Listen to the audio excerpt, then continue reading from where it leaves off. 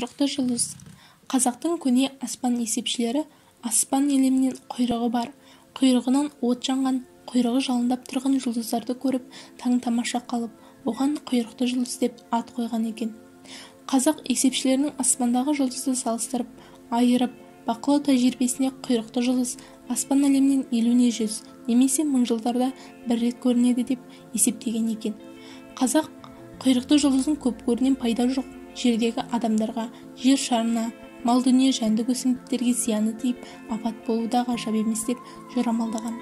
Аспаннан құйрықты жұлдыз көрінгенде әртүрлі сақтық шараларына кіріскен.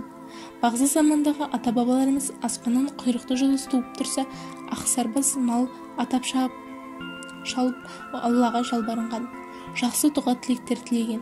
Қашан бір құйрықты жұлдыз аспаннан ғайып болып көрінбей кеткенше алаңдап жүретін болған. Күллі аспандағы бар жұлдыздан бөгін айы бөлек, бұл жұлдыздың сұрқы өзгеше көрінген. Оның арт жағында немесе бас жағында шашырап жанған жарық құйрығы немесе айдары болады деп сенген.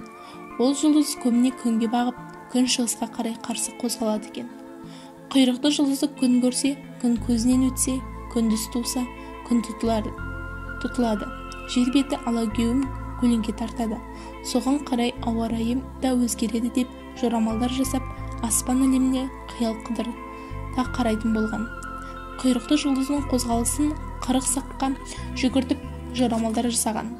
Қазақ жаман түсті де жақсылыққа жорығаны сияқты, аспан жұлдызындағы қорқынышты көріністі де жақсылыққа балап жоритын көрінеді. Қазақ есепшілері аспан әлемінде мұндай құйрықты жұлдыз жалғыз жұлдыз емес деп қараған. Шетсіз аспан әлемінде мұндай жұлдыздардың әлі де талайы бар деп есептеген. Жер шарынан бір көрініп кеткен құйрықты жұлдыз, ол қайта оралғанша 1000 жылдықтар өтуі мүмкін. Оның орнына басқа құйрықты жұлдыздар келіп, көрініп қайтып тұрады деп сенген. Бәлкім заман ақыры боларда аспандағы көп құйрықты жұлдыздар жер шарына жақындап келіп, құйрықтарынан зобалаң тууы мүмкін деп жорамалдар жасаған көрінеді. Қазақ тарихындағы ауа райын болжайтын аспан есепшілері аңыз етіп айтып кеткеніне қарағанда, құйрықты жұлдыз көрінген жылдары қыс айлары болса, омбылап, жұма-жұмаға ұласқан қарлар жауып, қатты аяз болып, мал жұтап, малшылар ақтаяққа сүйеніп қалған деседі.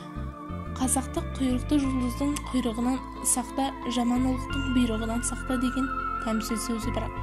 Өзі от болса, құйрығы шоқ болса, одан не пайда деп әрі қарай дамытып, астарлап айтып жатады.